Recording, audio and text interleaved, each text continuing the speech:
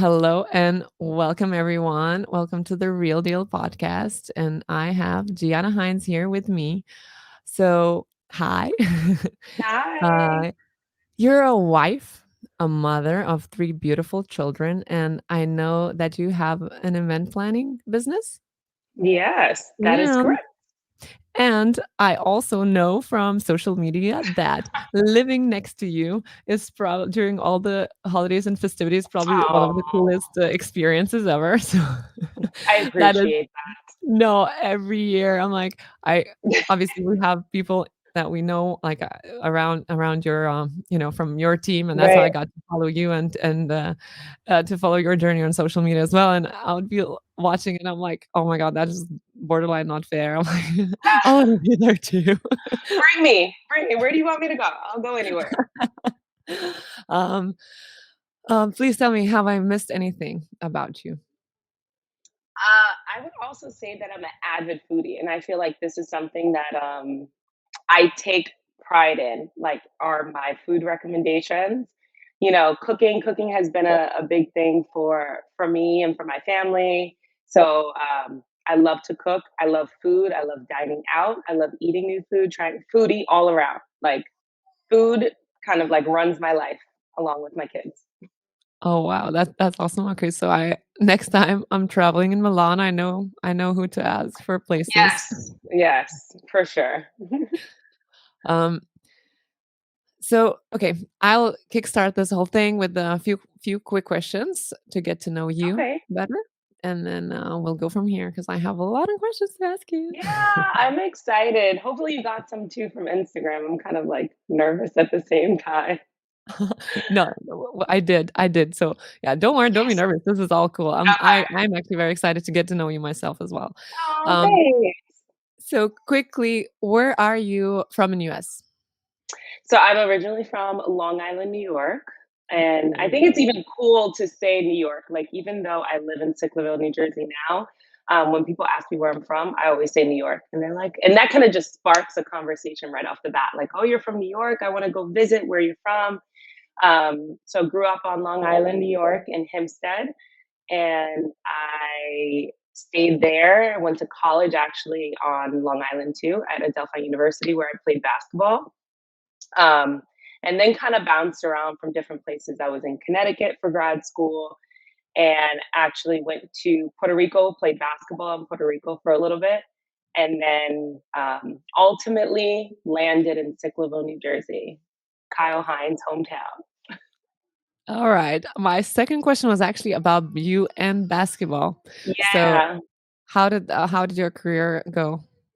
You played in So Puerto Rico, so you're a professional. That's amazing. I mean, technically, I got paid to play, so I would be considered a professional. I think my journey is a little bit different. I actually started playing because my older brother played basketball. And I mean, you have an older brother, you kind of want to do what he wants to do. And I was very into sports. Like growing up, I played t-ball at the age of 5. Like I was the only girl on the team. And they didn't want me to play on the team. And I was like, well, why can't I play? I was like, I'm good. I can catch a ball. I can hit a ball. Like, why can't I play? They were like, because well, they didn't really know why I couldn't play on the team. They just didn't want me to because I was a girl. So I had my parents ask the coach, and they were like, "Well, if she wants to play, she can play." And I was like, "I want to play." So I actually started playing t-ball at the age of 5. I was the only girl on the team. I played basketball, softball, soccer here and there, volleyball. So I was just like a true sports girl growing up. My favorite basketball team was the New York Knicks. Um, and my dad loved football, so I would watch, Giants games with him. And the interesting thing was that I went to a private school growing up that wasn't really known for sports. So I played sports, every single sport in the school, but they didn't have the knowledge to take a student from high school and place them in college. Like there was no recruitment process. Um, and I wasn't really familiar with like like youth sports, youth development sports, AAU, CYO, some of the programs that they had on Long Island. So literally, I did some research myself, told my dad I wanted to play AAU, got on the team at the age of 16, which is actually pretty late because now kids are like starting at the age of like 5. Mm. And I kind of just had a natural talent, but I never really developed my talent. I never really had the tools to develop it. And when I heard that there was a potential opportunity to actually play basketball in college and get a scholarship, I was like, why didn't anybody tell me this sooner? Um, Thankfully, for my college coach, Kelly Watts, which is interesting, the school I went to on Long Island was literally right next door to Adelphi University. So I went to a school actually called the Waldorf School. I don't know if you've heard of it, but it's like based in Germany. So it's a lot of the German philosophy, Montessori philosophy, Waldorf School, and so my coach came to see me play. I had the most horrible game of my career when she Oh, came to see me play. I fouled out. I remember to this day, like I fouled out. I was on the bench. I was crying. I was like, this is my only opportunity to get recruited, and I sucked.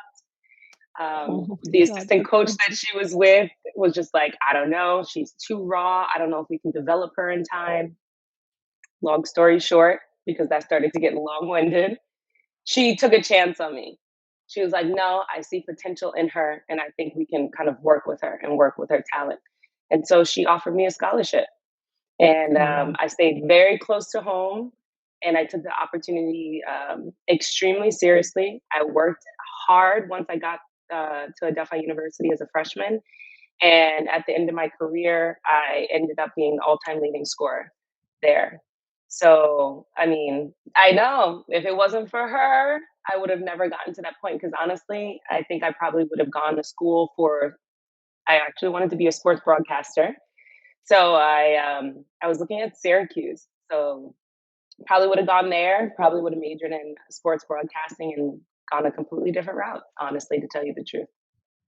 Wow, it's amazing how when you look back, like, the dots kinda connect and all the people you met and all the people, like you said, took chance on you, it just made everything into Yeah. who you are today. And I That's think I kind of had to give the background of that just because of the fact that like I didn't know where basketball could take me from the moment I wanted to start playing just because of my brother. And I think, you know, if you look full circle, and I think we'll kind of get there, is that basketball is kind of what led me to where I am sitting right in front of you. So I think it's important to kind of just start with that foundation and kind of understand like I didn't know where basketball could lead me, and all I wanted to do was just play. But it led to all these bigger and better and greater things that came later in life. and did you meet Kyle through basketball? I met Kyle. You want me to get into this? I met. All year. I met. Let's just say basketball was like the the the theme that connected Kyle and I. You know, but it was. I had a friend that I met working UConn basketball camp, right? And I had visited them in Philadelphia. And at the same time, Kyle's from South Jersey, so it's really close to Philly. Um, he was out in Philadelphia the same exact night with his best friend, Ron. Shout out to Ron. And I actually knew Ron because my college teammate used to date Ron. Okay. So there's like this weird, like, basketball triangle going on. And I don't know, one summer in 2006, like we ended up on the same exact corner in Philadelphia because the friend that I was with and Ron knew each other. And so they stopped to say hi.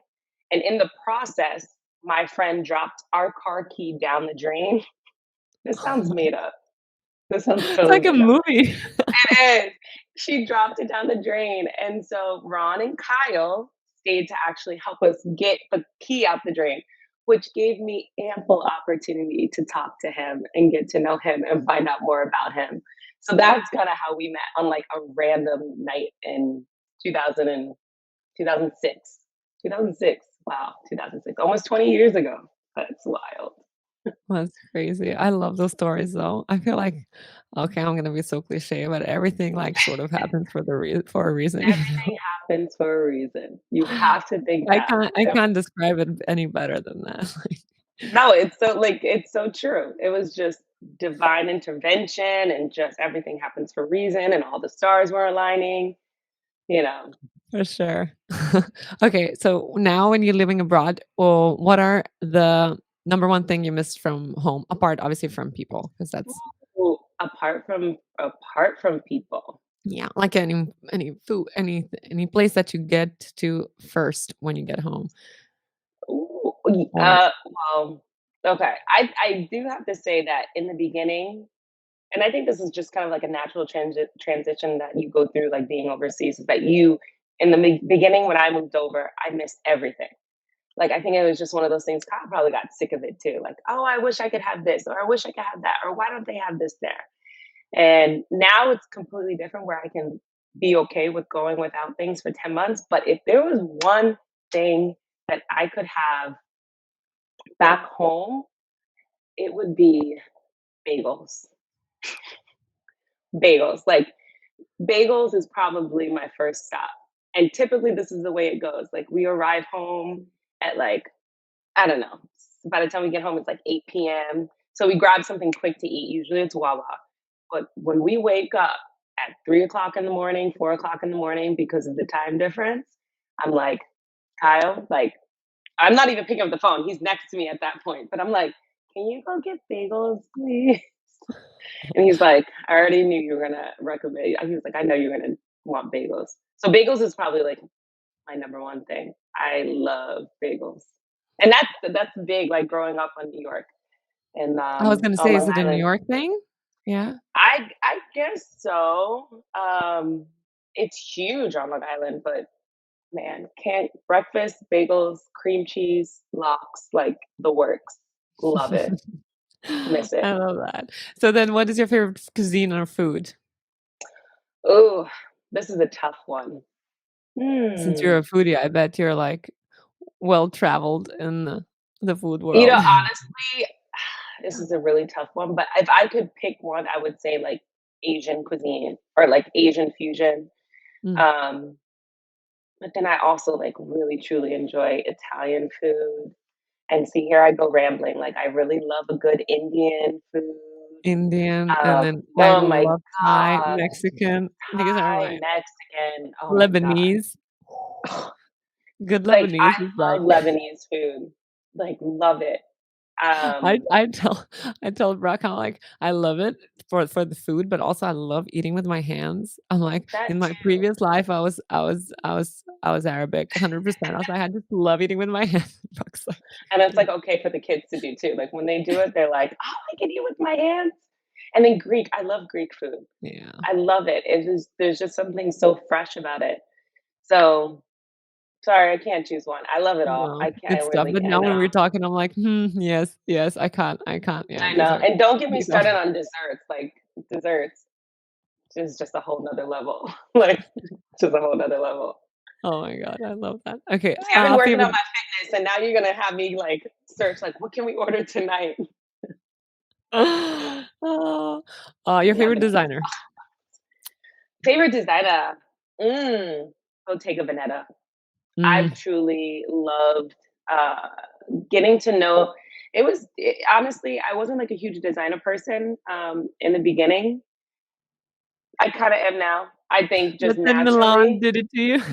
But, just being in Milan, I was just like, you could just go down the street and it's just like all of these designers in front of you, and everybody is just so welcoming. And I'm like, well, Kyle, why don't we just stop in Bottega very quickly just to see what they have? But Mhm. I love Bottega. I'm a big bags person. Bags and shoes, I hon clothes. I feel the same. I feel the same. Bags and shoes are like, because Yeah, I'm kinda, how could I call myself stingy when it comes to clothing, and I can't see, like, right. I don't know. I'm trying to put it in perspective, like, how much money would I have to be making to actually go and spend, like, I don't know, 10 grand on a coat? Like, I'm like, "Ah," you know? But the shoes That and and it's bags just that like, you how can often make are an you really outfit, gonna wear that? Yeah. Like, how often are you really gonna wear that piece of article of clothing compared right? to like, "Oh, I can wear this bag for a few days straight," I can wear it, switch it up. But then Yeah. also for me, like clothes, I'm a tall girl. So I don't know in centimeters. I don't know in centimeters, like 181 or 182, but I'm 5'11". So when it comes Mhm. to like, and I have a little bit of hips. So when it comes to like clothes and stuff, sometimes things don't really fit me. And I'm just like, you know what? Let's just go get the bag or the shoes too. I love that. Best I place want for to know holiday. your favorite Um, designer. I I would say yeah, I would say Bottega is definitely one of them. Bottega is definitely Hmm. one of them. I'm eyeing a few I'm always eyeing something. Yeah, no. Bookmark, bookmark, bookmark. Oh, but I have a few bags from there that I'm like, "Just please." I know, in The one love. I don't know the name of it, but the one with the metal top, like the Oh, handle, yes. the Just oh yes. my god, I Yes. don't know what it is with that bag. I kinda feel it's, like, weird, but, like, I kinda love it at the same time. But in person, it's beautiful. It's so Like, nice. the Milan store, hands down, like, I haven't been to a lot of Bottega stores, but, like, the one in Milan, gorgeous. Oh, Just, like, I feel like they're gorgeous. like art shops, like, it's just beautiful, and I love when the people Mhm. working there are nice as well, they're just making it so much better. Yes, yeah, and the colors, like, I feel like Bottega picks they just have just a plethora of colors. So, I think they have really good color choices as Yeah, opposed to, like, other designers. I mean, you have, like, the prints and things, but I love their color options. yeah, I would definitely go with them too. Your best place for a holiday? Best place for a holiday. I know this sounds really cliche, but I'm gonna have to be cliche in this moment, is, we could be anywhere, just as long as it's, like, the 5 of us. I think there's just something so special about that. And I can actually speak from experience just because we took a quick trip to, Dubai, since we had, like, a break Yeah, for the FIBA break. But it was the first time in 16 years, like 16 years Kyle's been playing, and this was the first time he's had a mid-season break, you know? And usually it's like during the summer, but summer vacations, they're different. Like this one hit different because it was like in the middle of the season. Like we're escaping, we're going away. We don't have to, do anything or see anybody. Like we don't have any visitors. We can go away, just the 5 of us, and then come back. Um, that was really special. So honestly, we can be anywhere. But if it's the 5 of us and I have like uninterrupted time with Kyle as a husband, as a father, and like him being really present, um, is hands down like the best time for us. that's amazing. What's your latest thing? So it's book, movie, or anything you're hooked on Ooh, lately? actually, okay. I actually got hooked on running. Oh, okay. Yeah. Um, I got hooked on running recently, thanks to my good friend Nicole, who's with Red Star. Um, Randomly, like I saw her in Greece. We went to Greece to do a baby shower for a friend, and I was talking to her about like postpartum. Like postpartum after baby number 3 was very difficult in a sense. Like I didn't feel pressured to lose the weight or to look the way I did before, but I just didn't have the chunk of time to really like focus on myself, right? And to really dive into myself and dive into like my fitness and my health, because my kids needed me. So I was just having like a raw conversation with her at dinner, and I was just like, "Listen, I think I need to lose the weight." It was something very simple, and I know people were like, "Well, you looked great." It wasn't really about anybody else. It was kind of what I wanted for myself, and I was like, "I need to start somewhere." And she was like, "Well, just why don't you run?" I was like, "Girl, have you seen my knees? Like, I can't run." And she was like, "Just start."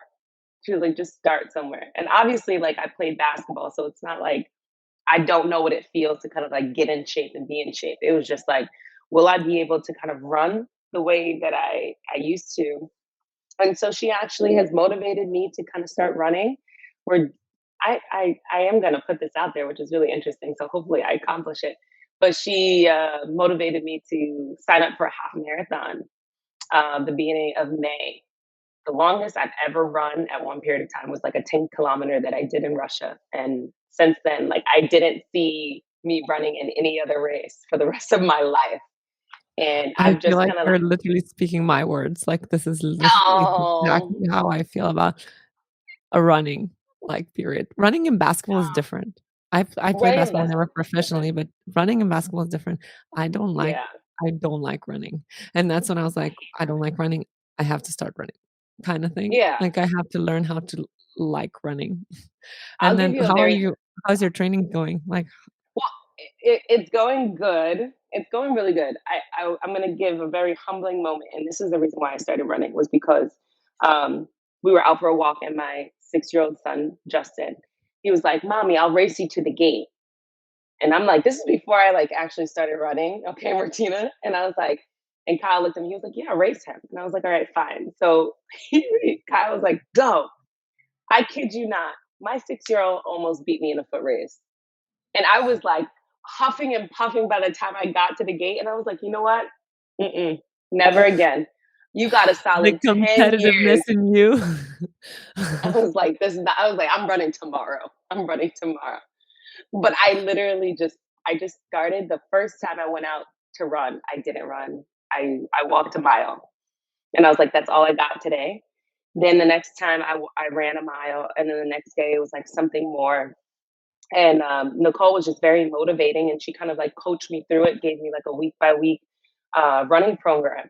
And last week I hit 7 miles. Now at 10K, I think is Wow. like 6.2 miles. Um, but I ran and I did 7 miles last week, and I had to like send her a voice note, and I was like, I just did 7 miles. I was like, and I feel freaking phenomenal after the run. Like, I don't feel tired. I was like, nothing's hurting.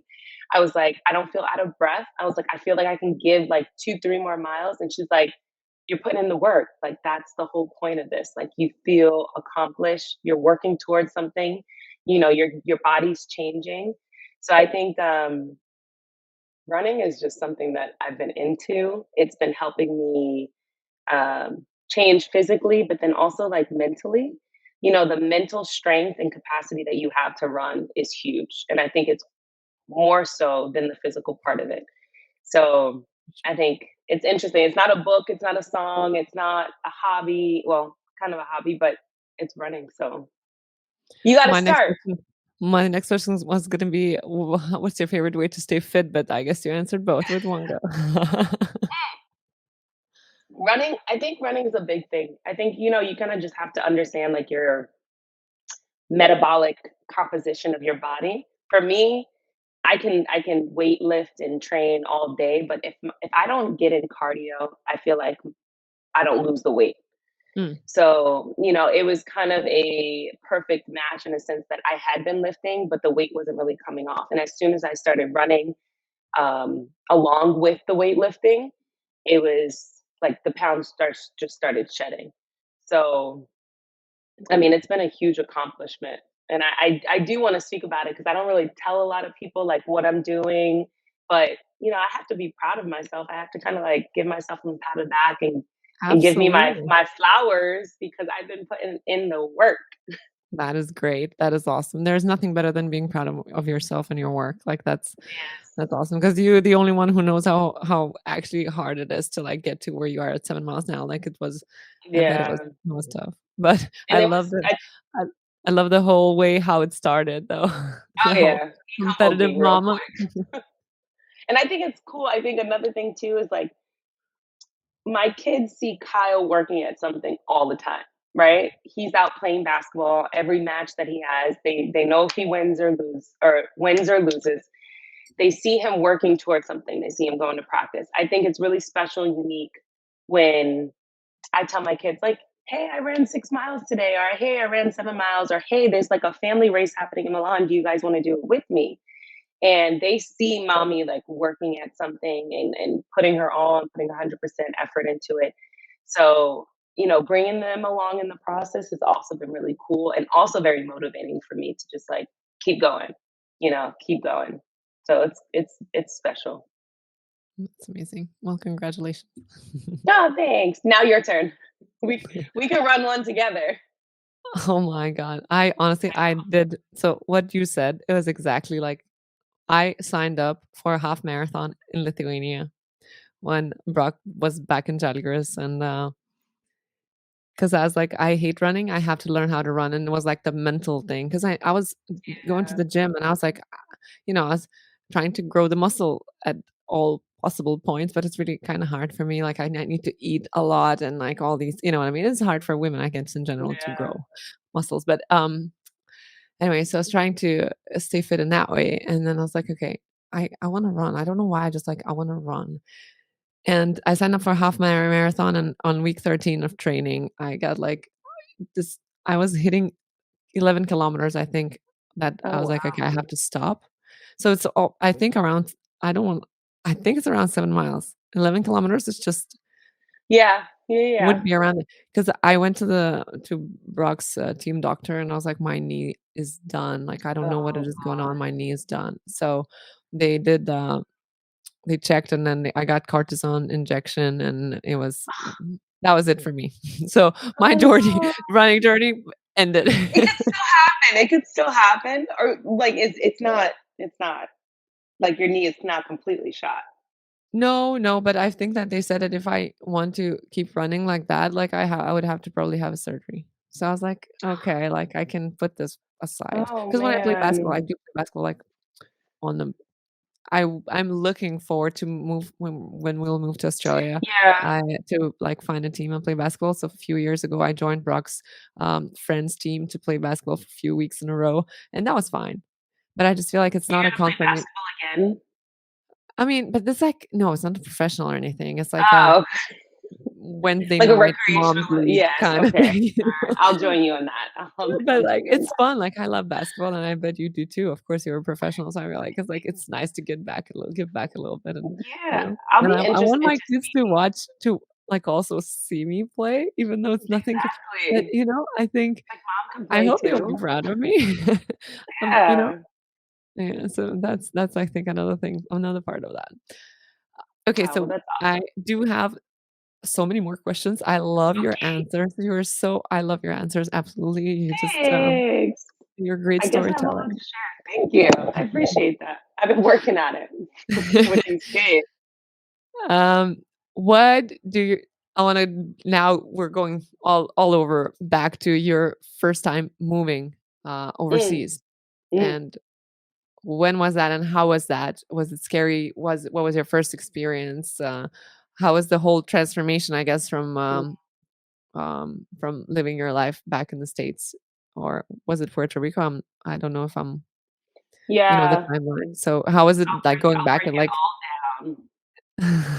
Yeah, because I don't know if a lot of people know. I think it's interesting too because of social media. You kind of have this chronological trail that you can kind of like trace back. So, stories are told. I think I see like a lot of relationships, but you can kind of see where they started. But I think for us, ours started so far back before TikTok and Snapchat and Instagram that I'm not sure if like a lot of people know exactly how our relationship got to where it is today.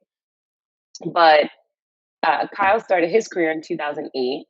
And at the same time, when he was leaving to go to Italy, I was actually leaving to go to Puerto Rico. I actually left July of 2008 to go to Puerto Rico. So I was there before he left to go to Italy. And Mm, the way that we were communicating, which is so crazy to talk about it now, was through calling cards. Like I had to get a calling card it's great. to go to the lobby of the hotel that I was staying in to call him on his like Vonage phone. Um, just to speak. And then months later, we realized, okay, there was a thing called a BlackBerry. So let's just get a BlackBerry together so that we can BBM each other all day. Um, so that was in 2008. After I finished playing basketball in Puerto Rico, which was such a great experience. Um, but I knew for me personally, like there was more that I wanted to do, and it wasn't in the field of actually playing basketball. But I knew I wanted to be tied to sports. But afterwards, I wasn't really sure where I was going to go. So I moved over to Verily, Italy with Kyle for about 3, 4 months. And I stayed with him there. During that period of time, I actually got an opportunity to go to grad school at UConn and have a graduate assistantship where I was working and going to school at the same time. And it was through their athletic department, like through their kinesiology department, and also tied to sports. Fast forward a few more years because I was there for 2 years. Then I worked a year in Connecticut, and I felt like after every single chapter of those years, so it was like after basketball, after grad school, after working a year in Connecticut, Kyle always asked me like, "Do you just wanna move overseas? Like, you just wanna come over and hang out?" And I was like, "No, not really. Not yet." It's so true, it's so true. Because I remember, when I was working in Connecticut, I was working kind of as a, PE teacher, basically, but I didn't really like it. Teaching was never the thing for me, and he was like, "Just give it a year, don't quit. Afterwards, you can move overseas." Mhm. And I was like, "Alright, I'll think about it." About I would say about 2 months before school ended, I got a call, but then also an opportunity to work for the New York Knicks, um, in their community relations department. And I called Kyle back and I said, I was just like, I got a job for the Knicks. I don't know if I can move overseas. And he's like, "You're doing this to me again?" And I'm like, "Well, I can't pass it up. Like, what do you expect me to do? I can't pass Yeah. this opportunity up." So I started with the New York Knicks in 2012, and I was working in the community relations department. So like the love for planning events was always there, but it kind of grew while I was with the Knicks. And I was planning events on the Knicks side, the Liberty side, and then also through their foundation. And these are like the huge scale community events that you see by building courts, by providing these experience for kids and organizations. I wanna hear the whole story I about the Knicks. That is so cool. That is such a cool opportunity. And you know what? know. It's amazing that you did not, pass it, like, I bet it took like, a long time thinking about it as well, like, sure you wanna be with Kyle, like, sure, long distance too sucks, like, but Yeah, at the I same mean, time, I think it's amazing that you did it. That's I think that was the biggest thing. I think it was regardless of whether or not I was going to move overseas with him, it was just like I needed to fulfill what I wanted to fulfill first because I knew the moment that I not give up, but the moment that I transitioned from one part of my life to the next part of my life with Kyle and living abroad.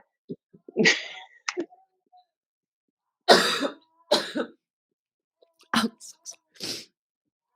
Wow. You good? You need a Yes, tissue? I am. I'm keeping drinking.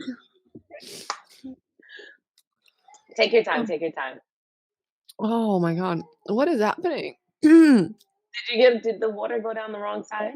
No, no, I honestly think, like, we all it's been so windy outside, so all of Oh, us have, like, not a sore throat, but, like, a bit hoarse, And yes. then sometimes Yeah. the cough comes, it's just so dry, And that's what and my I son have has this right now heater too. next to me because it's so cold. It was snowing yesterday, which is, like, crazy. I'm like, "This is spring now." So I think that the dry With air and everything is, like, combination, and, like, I'm talking, and it's sort of yeah. Well, you got me. Oh my gosh. Well, take a break if you need to. Thank you very much. Sorry. You're Sorry. welcome. It's Every time we're okay. getting to the good part, Okay. and I can feel my eye, like, twitch and, like, I the was like, tears coming. she's really emotional about my story. I'm sorry. Hi, I'm doing such a good job. Oh. Okay. So, not moving overseas for a few years, that was a big decision, right? Yeah, it was easier than you think, honestly. And I mean, it's interesting to say, but I told Kyle in the beginning, I was like, "Listen, if we're gonna do this, we can be long distance, but I need to focus on myself right now."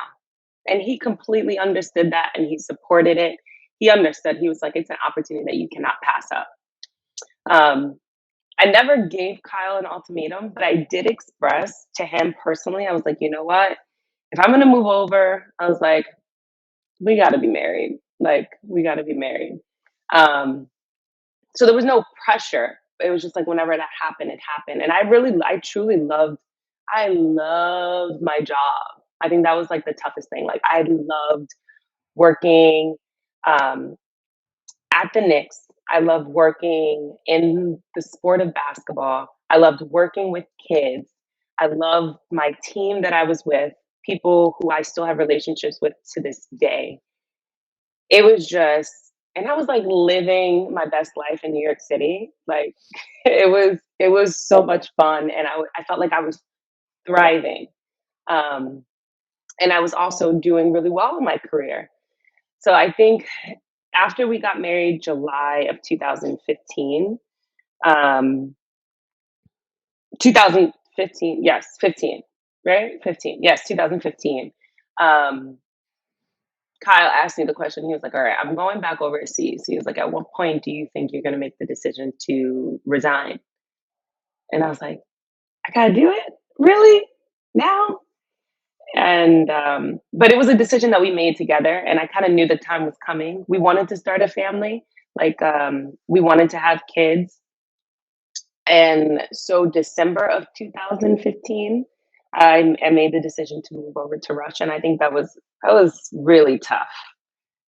It was very tough, and I think one because it was Russia, and there was a lot of unknowns there.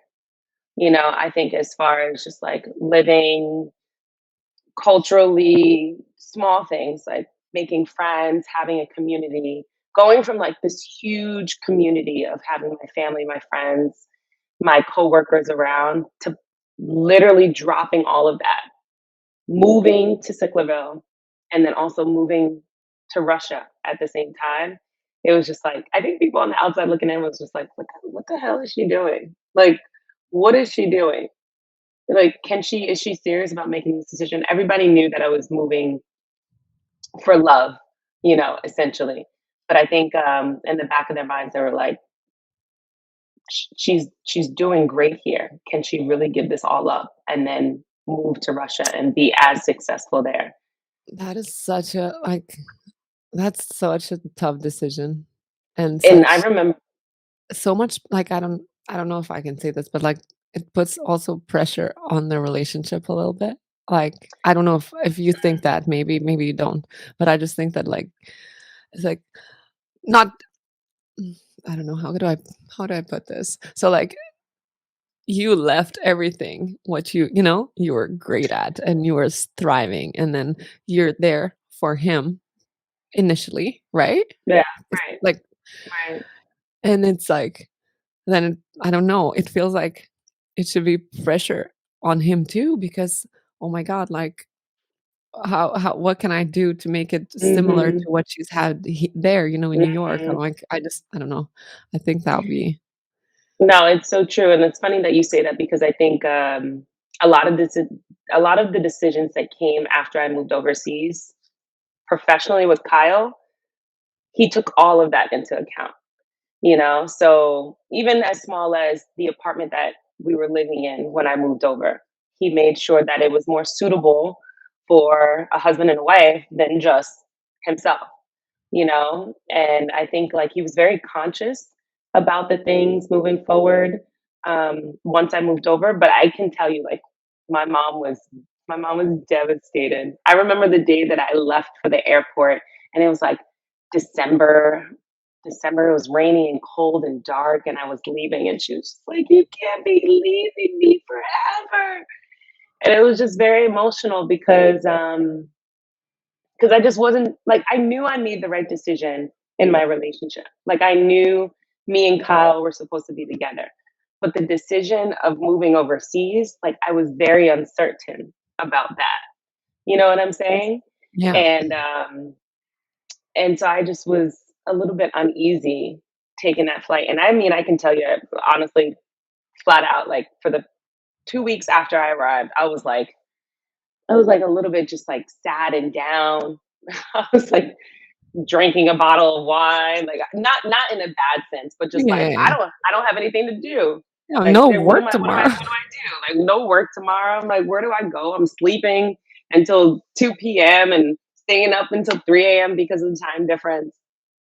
Um, so I was just what am I tried to keep my job too. This is before remote work was a thing. But I was like, I tried to like pitch to them like, hey, I can still work in Russia, and that just didn't fly. So I really kind of had to find myself once I moved over, and it took a little bit of time. It took a little bit of time. It's funny you say that, like, I don't know. I feel like I've been working I got my dream job in Žalgiris as fresh out of, like, EuroLeague Masters and then, where I'm at Brock. So I'm Mm.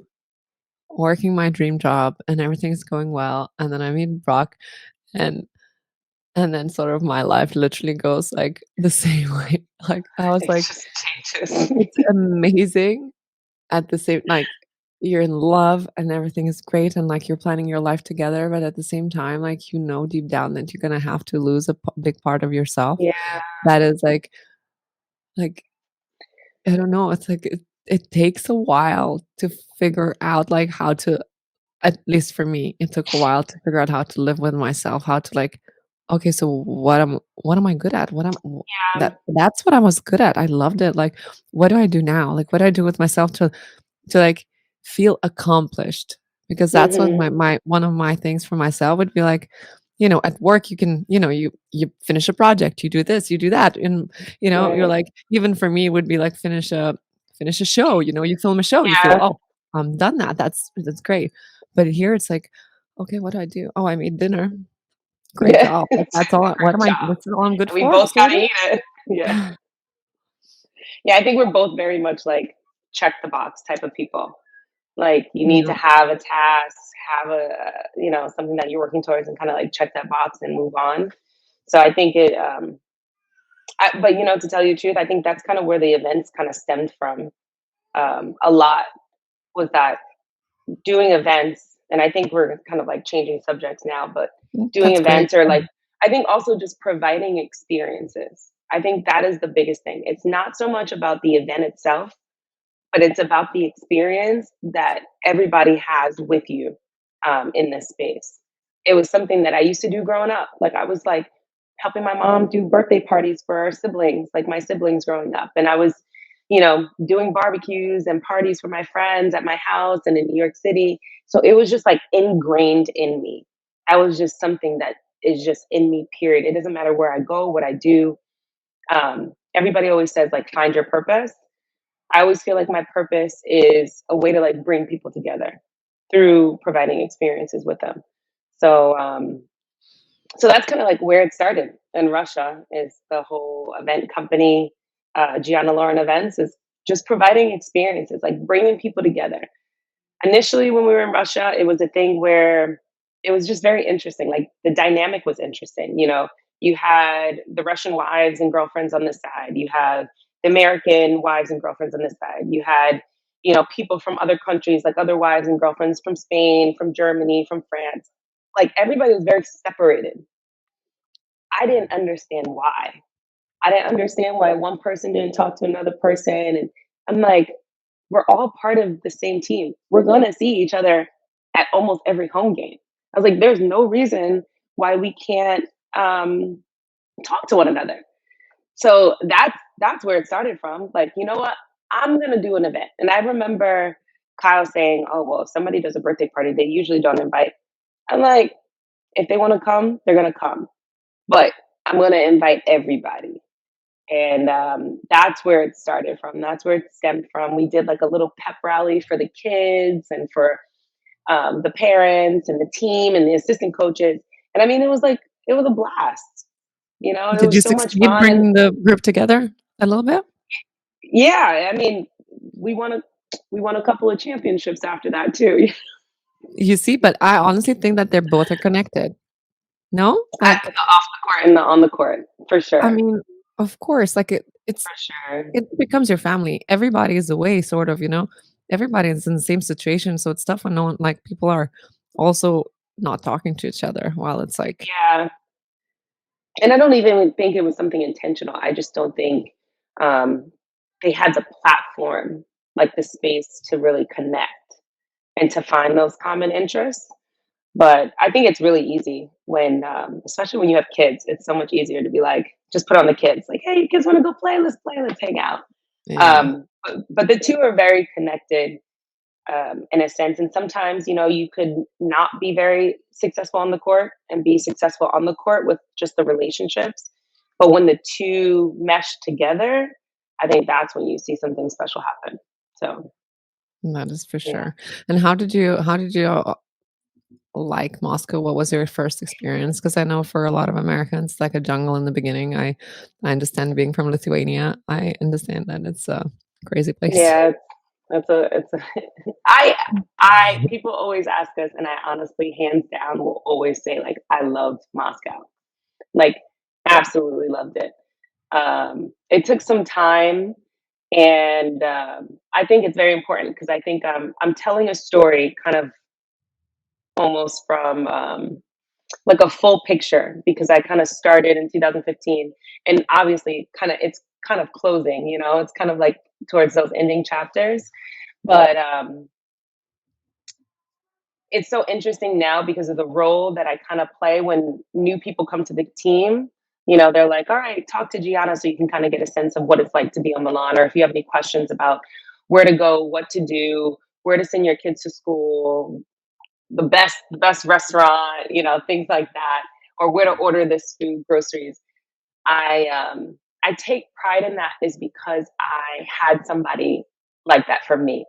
Yeah. So when I moved to Russia, I was kind of lost. I didn't know what to do. And Stacy Nichols, which is Demetrius Nichols' wife at the time, she kind of like took me under her wing. And it was something so small where she told me where to get my nails done, told me, like, showed me where to get my eyebrows done, showed me where the gym was, showed me, the place where you can get your groceries or your local, like, coffee, the small things that you need to feel a little bit like home, to kind of like get you going, get you moving, get you out of the house, get you on like a little bit of a routine.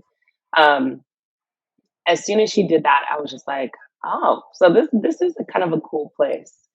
And we had Anya. So I moved over in 2015, and we had Anya September of 2016. So as soon as I moved over, things happened really fast. We went from being married to like a family of three within, I don't know, 14 months.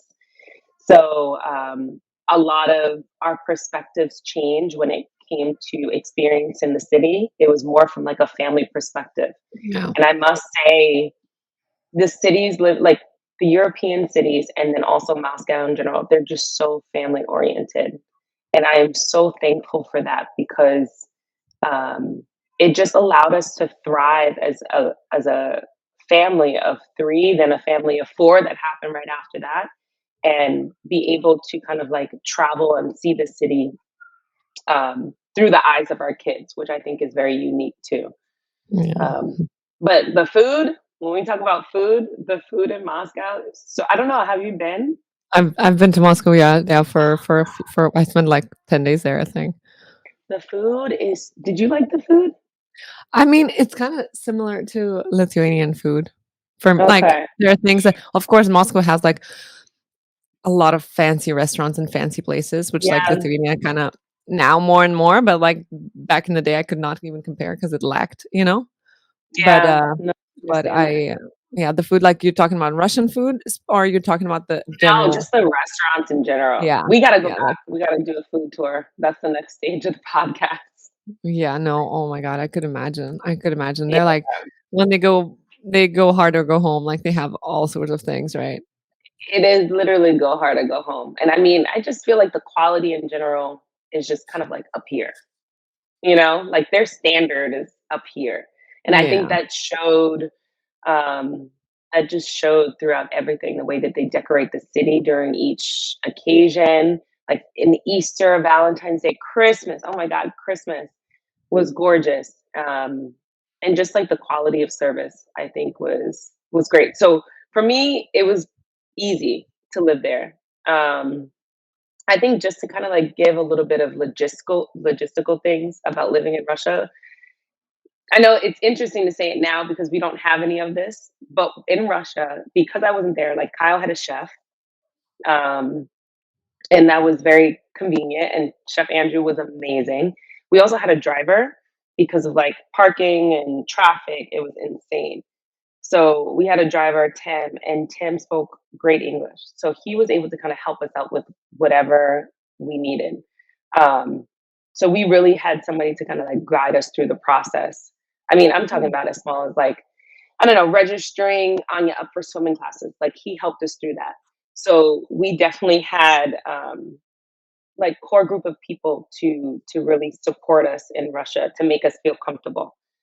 So I don't know. I yeah, liked that's it. true, I especially really when did the like it. language barrier is so big. I feel like it'll be huge in It's Russia. it's yeah, and I think that was the biggest thing too, is that I never felt that the language barrier inhibited me from actually succeeding and living in the country because we had Andrew and Tim.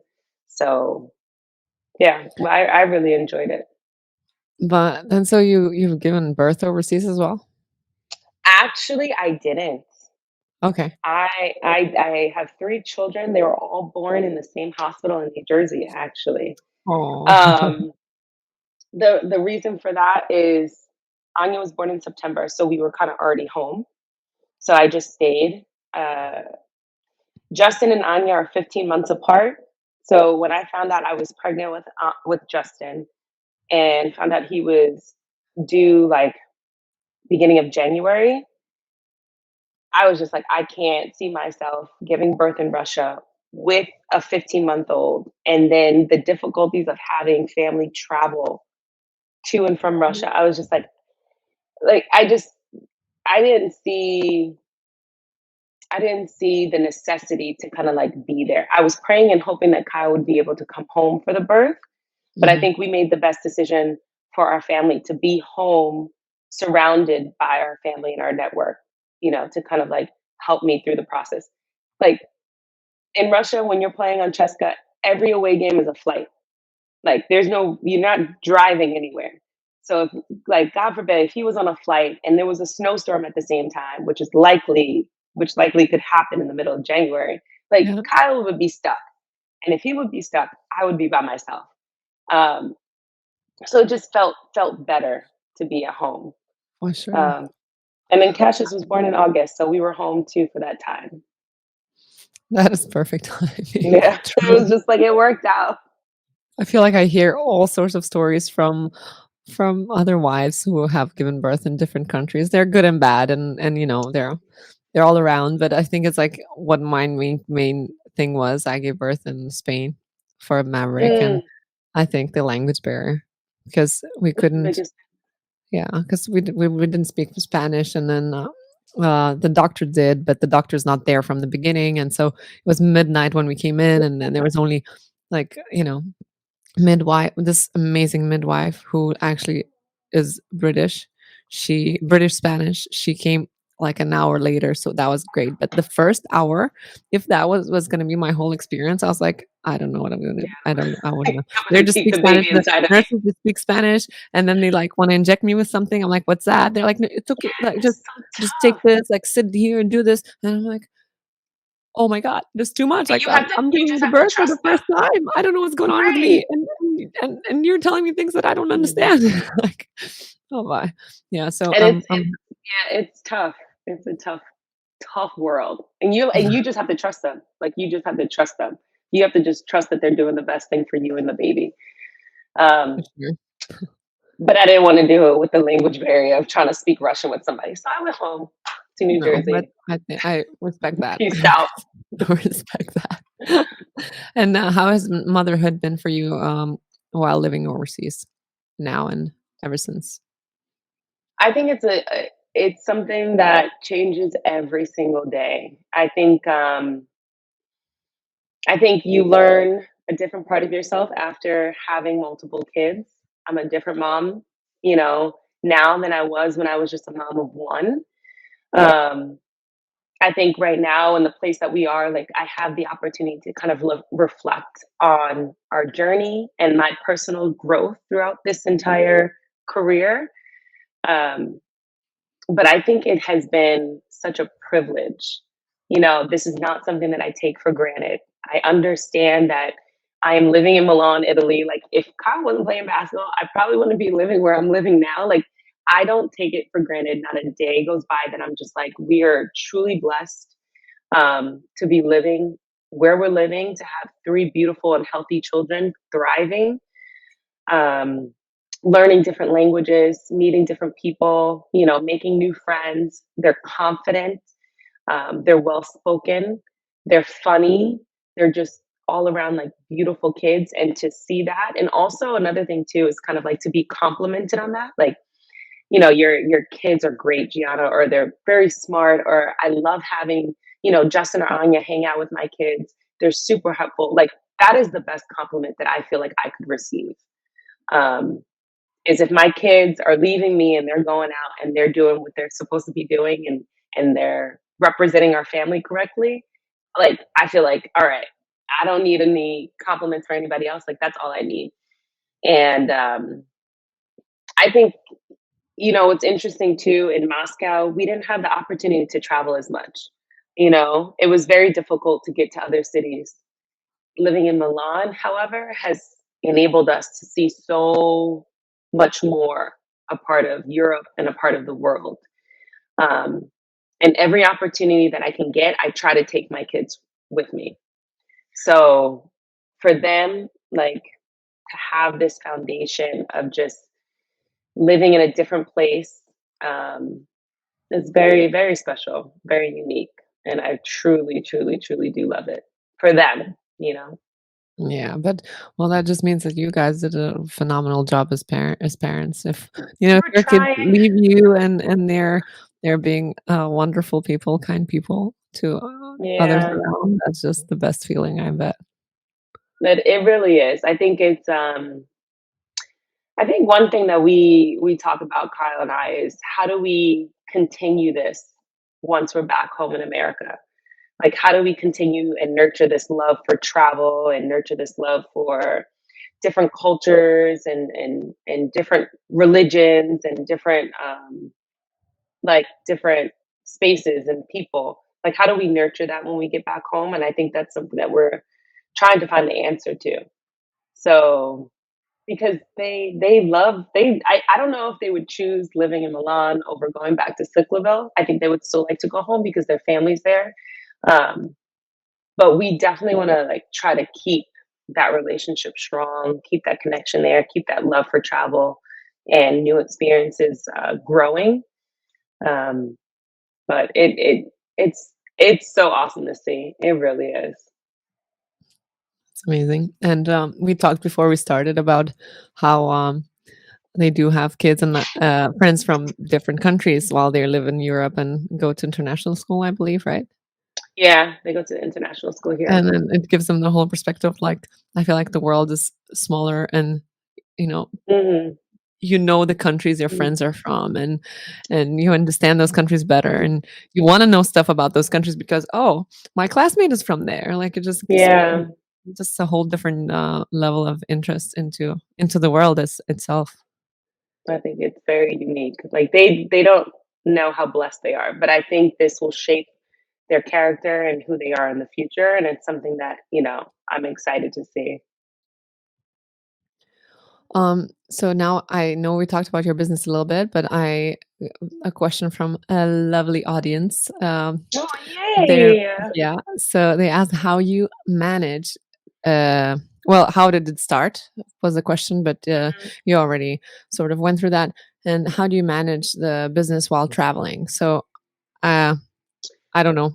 That was the question, but I'm thinking that yeah, you go ahead and answer that because I know that you do your business when wherever you are, right? You're working Yeah, wherever you are.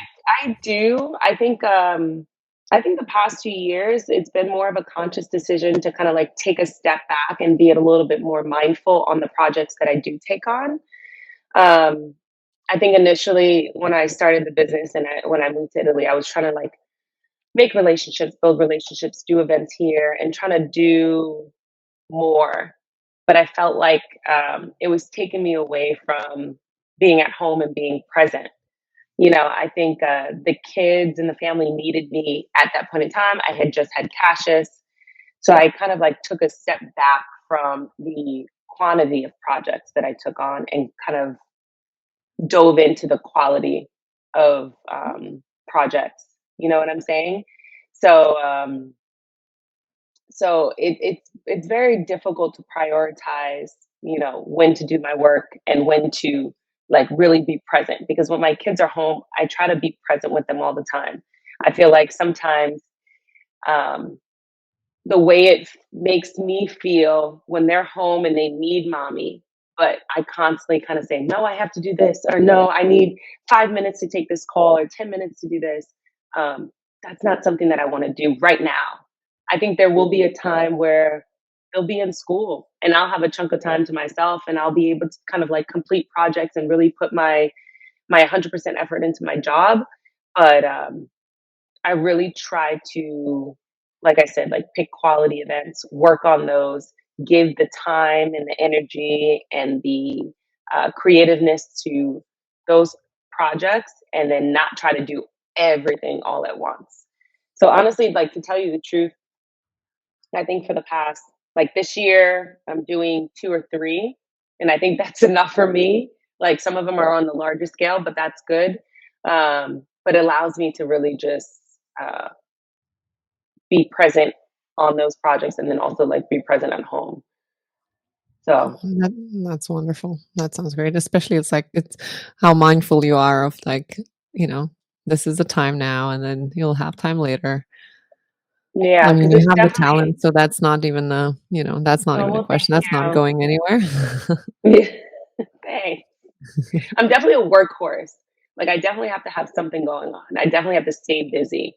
But I think I've just kind of just shifted my mindset into pouring more into my kids and pouring more into my marriage and my family, because I think that's needed right now. You kind of have to kind of reset your priorities, and when you have the time for something, then you give the time to that. But sometimes it changes, sometimes it shifts, and you're just constantly growing, so you have to kind of grow with all of that at the same time. That's absolutely right. Yeah. I know we're talking about all these beautiful and great things, but tell me about do you have any like struggles that come with this sort of lifestyle? Struggles. Um, I think the biggest thing about kind of like living overseas, and I think another thing too is you're you have like you're in a position where you kind of have to make relationships. I don't know if that makes sense. Um, you kind of automatically have these group of women that are part of the team, and I think sometimes it's a little bit difficult to kind of like really establish these relationships and these connections and have it be authentic and feel authentic. I think I've been very fortunate to meet women who I've developed great friendships and relationships with, but then at the same time, in a couple of months, they can be somewhere else. You can be somewhere else. The next year, you can be gone. I think that's the biggest struggle is when you found a good group of people, good group of women that are supportive, that are loving, that are caring, your kids get along, um, and then now you kind of have to shift. They move, you move, and then you have to do it all again. I think it's very taxing. Like I think it's very emotionally taxing on you or on me, I should say. It's not easy, and I've heard stories from a lot of different women who struggle to kind of like build those relationships right off the bat. For me, it's been tough, and I always say like I miss my family back home because it's like your people, and then sometimes you just have to kind of give so much of yourself to somebody who's so brand new to kind of just try to create that relationship again. It's not easy. It really isn't. Absolutely, I feel that with every Yeah. bone. I think that for me, the tough part is that, well, I crave social interaction as like it's my natural, like that's how I recharge my Yes. battery. Like I need to talk to people, I need to interact. That's how like I survive. But then, and I feel like I can be like, I'm excited to meet new people, and then I want to Mhm. hang out and I want to spend time and I want to like I feel like I just wanna go to that maybe 3rd step in the friendship where I'm like, "Yeah, we're cool." Like, this is in the Right, beginning, it's always right. like, like, it's like you're kind of like dating. Yes, I don't wanna be exactly, dating, like, I'm not in that time of my exactly. life when I don't wanna be dating anymore, I don't wanna be It's so dating true. friends, you know what I mean? Like, this is like, Yeah, I you just just wanna wanna, like, skip and be, like, to that point yeah, where I you're, just like, wanna BFFs, and just yes, hang out. like, I wanna be friends, like, I wanna be open with you, I want to trust you, like, all these things, so it's like it Yeah, takes and, like, time, without and feeling sometimes I'm so judged. impatient, like, with that. Yeah, yeah. It's Yeah, definitely so you kinda have to just automatically be an open book, and sometimes I'm not an open book. I think this kinda gives me the opportunity to kinda talk about a lot of things that I wouldn't normally talk about, but, like you said, like, you kinda just have to be like an open book right off the bat when you meet somebody, just to kinda, like, establish that connection yeah. and just see where it Yeah, yeah, goes. yeah. But But then also, like, other people might not be like that either, so then it's just like, it's like, then what do I do? I'm just gonna stay home and hang out with my yeah, like, kids. but I need people. Need Yeah, like, it. it's tough, it's tough. Last year, I was alone for 6 months, there was no other wives. So, I mean, Japanese wives, but, they don't, speak English, and, they would say hello to me Yeah, at the games, and that would be it. So, oh my god, I would yeah. take the trash, and I would meet some because we lived in the same building with some, of Brock's teammates, and I would randomly meet them, and I would just be talking to them, like, I'm like, "Oh my god," and they would I come home to Brock, I'm like, "I think that they think I'm crazy." They Because don't know what I you're just, like, saying. talked for 10 minutes. They just listened. They're, like, nodding, like, "Okay, you crazy lady. Have you talked to anyone this week?" And I'm like, "No." Apart from Brock, but, it's different, like, you know, and with the husband, it's different. Of course, they're your best friend and everything, but it's like, And they listen too. yeah, oh my. I Yeah, think, but I feel like another struggle, I mean, which is interesting, and I think I touched on this, uh, before is, like, navigating your husband's emotions, in a sense, like, the big wins, the highs, the lows, and everything oh in my god, between. that's a good Um, thing you're talking about it. yeah, it's a very interesting and a very, like, touchy situation. I don't know everybody's relationships, but I know, like, within mine I talked about this in um, the documentary, was that Kyle's had a lot of highs throughout his career. Everything has kind of been up here. There's been championships and wins and more championships and more wins. And then it wasn't until last season that he had kind of experienced like a really like losing season.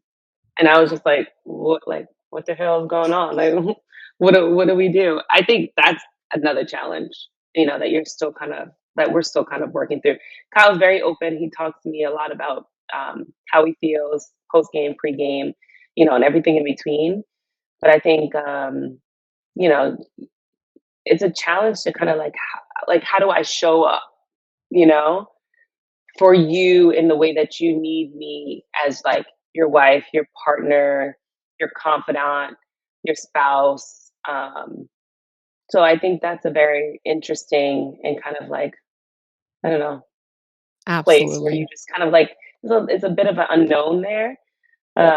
Because I think guys probably just talk about how they feel about the game and they just kind of let it out, but they never really express like how they need you to show up for them to help them navigate through the emotions that they feel on the court. Um, so that's like I feel like I should be getting a master's in that right now. Yeah. No, but for sure, I feel like in our like case, it was like a whole sort of obviously growing as a couple as well. I think it's that I've been 9 years that we've been together now, and I, it's very different from when we started and how it was in Hmm. when post game situations, are like losing or losing is I mean winning is never a problem, right? Winning Right, is never a right, problem, never. rarely. So yeah, losing and how do you deal with that? And the first time I remember we were living to we just moved in and Brock came back of the first game of the season and they came back so late and he stayed up like all night because he was just, in his own head thinking about everything. Yeah, And I all just the didn't know what to do adrenaline. with myself. I couldn't sleep either. I was like, "Oh my god." And Yeah. I tried to talk to him, and I'm like, "Okay, I don't wanna talk to him," because he's like, I don't wanna get into that space, Like, I don't know. yeah, exactly. Like, how do you deal with that? Like, I don't know. Anyway, but I feel like what's been a game changer for us, because I know, like, there are some games I know there are some games that I'm like, "Oh my god, we're not gonna be talking in the car. Yes, Dinner's gonna yeah. suck." Yeah, Like, dinner's gonna suck. That's the number one thing, like, "Dang, we gotta go to dinner. Dinner's gonna and suck." then, like, what do I say? Do I am I gonna should I be funny? But it's not the mood right now. But, like, Yeah, you're like so, but I think the kids, Mav being born, changed a lot of helps. things. Like, I feel Yeah, like that's true. it was he got I mean, he's an amazing dad, and, it changed him a lot as a person as he is. He's like, wow, and, like, a whole new level of rock, Yeah, opened up. But I think that it's like when he sees them, no matter how the game went, or how his performance went, whatever, it's like he has to put he a smile can't on be his mad. face.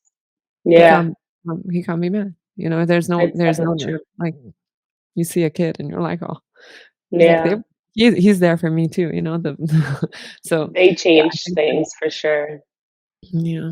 Yeah, but I'm sure that these are the things that I think every wife in our sort of, situation have Mhm. been very familiar with. You're like, "Okay, should I go back to school to study, like, psychology?" Like, "What is going on?" But Yeah. it's fine. Like, Kyle is at a point where he's just like, "You know what?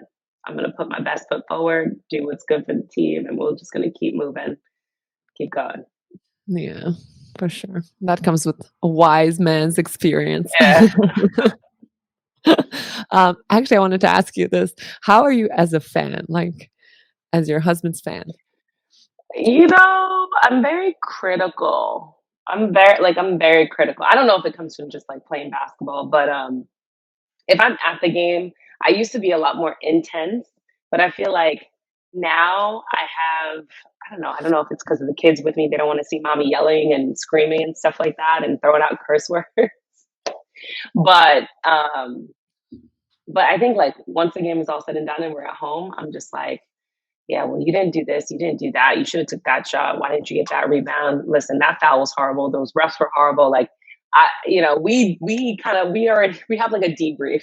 That's what we do. I have my notes and we have, like, a debrief, afterwards. But I think it's healthy. I think that to to be able to kinda, like, have that foundation that I played basketball, that I understand the game, that I kinda know some of the emotions that he's feeling, I think it's also better and easier for him to be able to kinda, like, bounce things off of me too.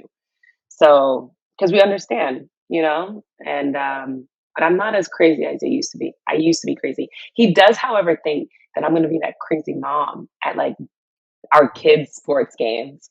And I'm like, "No, I'm not." He's like, "Yes, you are. You're gonna be the mom that's getting kicked out of the gym because you cursed out the ref at Justin's, like, first grade tournament or something like that." And I'm Oh like, my god. "No, not at all. Oh, I But you gotta totally let him agree know. with you on You this, gotta let him though. know. You gotta let him know." I feel like Brock is telling me that now Mav started playing basketball, and he's like, "Martina, just don't say anything." But, like, he's not Just even don't playing say basketball, it's not anything. even basketball, he's 3. They're just running out around the ball, and I'm like, "Go get the ball, get the Listen, ball." listen. The wrong Get side, the you're running ball. on the wrong side. Brock's like, Not as "He'll me, figure out," and I'm Martina. like Yes. and talking about intense, that's how I used to be as well. Like, I feel like I was very emotionally invested, and then throughout the years, I'm like, "Okay, like, this has nothing to do with me, like, I can't change Yeah. anything." But it's sort of I Right. still am very much invested, but, like, I'm, like, more oh, well, I would say wiser, I'll use this word again. I'll say Yeah, wiser. I agree. I feel like I've grown and matured a lot with Kyle too, but, like, not as emotionally invested. And plus, I feel like now I just don't have the like, my energy is not there all the time. You I got to can't be think about what emotionally we're going to invested eat on, like, for dinner. 25 things at a time, right? Right? So, Like, the at the game's at game, I'm in 8:30. I got to wake up at 6:30 for the kids. Like, I got to think about, like, what cup am I pouring into? So it's like I'll watch the game, but this is what it is. But it's so For true. sure. It's so For true. sure, I totally agree with that. And then, the last question for you to finish off Oh, on the I know. fun note. Otherwise, we could talk Uh, forever. yeah, but the same, I really enjoy this. We should do it Me again anytime, too. anytime.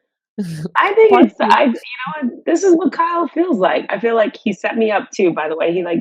You should see my whole setup here. It's not a desk. It's like an ottoman on top of an ottoman and a chair. But like he set it up and he's just like, just put your computer here. The charger's plugged in. I'm like, oh, so this is your office. This is your office. I It's like, love I know it. why you like this. I also understand no, I understand now why he takes like 2 hours to do like a podcast. Because you could just talk forever, you Yeah. know? And Yeah, I'm for like, sure, it's hurry up, the fun. kids have to go to bed. Uh-oh. So we could do it again. We can do a part two. That would be fun. That'd be awesome. I'm up for that. So my last question is, how do you guys spend your off season? Ooh, our off seasons are very busy, Martina. Like, I mean, I think. All right, I'm not going to make it long winded, but I think it's important to note that since we're overseas, like it's just us five, and I feel like it's very peaceful and it's very calming, and I feel like we have a good groove, and we definitely like love this aspect of it. However, we know come January of like every year, we start planning out the summer because we literally have to map out what our summers look like. Since I've met Kyle, I've never had a chill summer. Never. Like it's been nonstop every single time we're home in the best way possible. Um, and I think I had to like learn to grow, like learn to love that side of Kyle too, is that he's a very giving person. He puts a lot of himself into his community. He puts a lot of himself into his family. He pours a lot into his friends. And he's just constantly learning and growing and trying to nurture new hobbies. So I had to love that side. And I'm just like, you know what, it's off season. Like, I'm not going to get like 100% of Kyle during the off season, but it's okay because I feel like I have that here in Milan when we're overseas. So for the summers, whew, basketball camp is number one. So that kind of maps out our summer is when is basketball camp. After basketball camp, then there's TBT. You see the theme that I'm going is like, all right, Kyle, like, Never all right, what are stops. the things that you have? Then there's TBT, and then there's usually summer league in there too. Then there's like weddings sprinkled in. Um, but honestly, a lot of the time is spent at home. We love our house in New Jersey. We picked that location, like being in Sicklerville, because it was kind of like central. He had family and friends around. My family from New York was only two hours away. It was close enough to JFK to kind of like fly overseas. It wasn't too far. Um, but we spent a lot of time at home, and it kind of feels like our house is kind of that network where people kind of come and center around. We throw barbecues and birthday parties and dinner gatherings, and we just try to spend as much time with our family and friends as possible. We don't travel too much. We try to like get in one vacation if we can, um, a summer, but it's okay because I feel like that time is going to come. You know, the time is going to Of come where we'll have a little bit more ample time to take those vacations. But we definitely try to just catch up on lost time with our family and friends when we're home, and that's something that we truly, truly, truly do enjoy is having like everybody at the house and the pool, cooking on the grill, ordering pizza, getting bagels. Um, so that's literally our summers. And then next thing you know, it's like he has to fly back overseas come the middle of August, and then it starts all over again. right, those off seasons just fly by. They fly, they really do. But I don't know. It's kind of we never know. Are we going to have a permanent off season, or are we are we not? So I think Are that you question still lingers there. it might be a possibility for I think Kyle? Kyle always contemplates retirement, and I think naturally where he is in his career, he has to. I think it's very smart for him to kind of like be present and kind of understand like retirement is upon us. So let's plan and prepare. Like I think it's very absent-minded to be like, I'm just gonna keep playing basketball forever, you Yeah. know? It's So gonna hit you hard then if you don't think about the you know. yeah, exactly. So I don't know. We'll see. We'll see. That's amazing. Well, thank you. Like I said, you're a great, great, great storyteller. We could be doing Oh, this for thanks. hours. I know. And I'll just come visit you and we can be on the same time zone.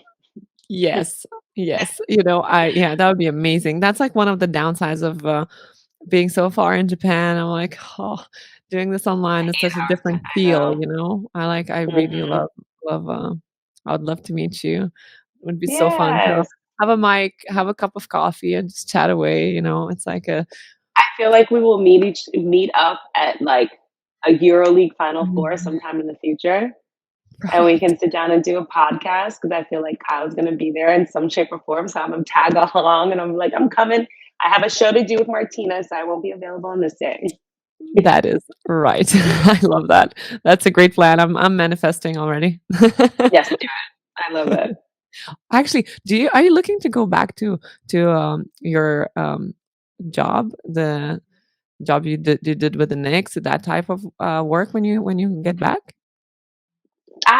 You know what? I really don't think so. I think it's very hard to kind of go back into a corporate field once you've left it, especially now. I think, the way that, oh no, did I lose you? Okay. I'm like, All good. sorry. But the way that the world is working as far as like entrepreneurship, I think that's my route, that's my direction. And I think I'm not exactly sure where it's going to take me, but I feel like I'm going to find my purpose in whatever that is.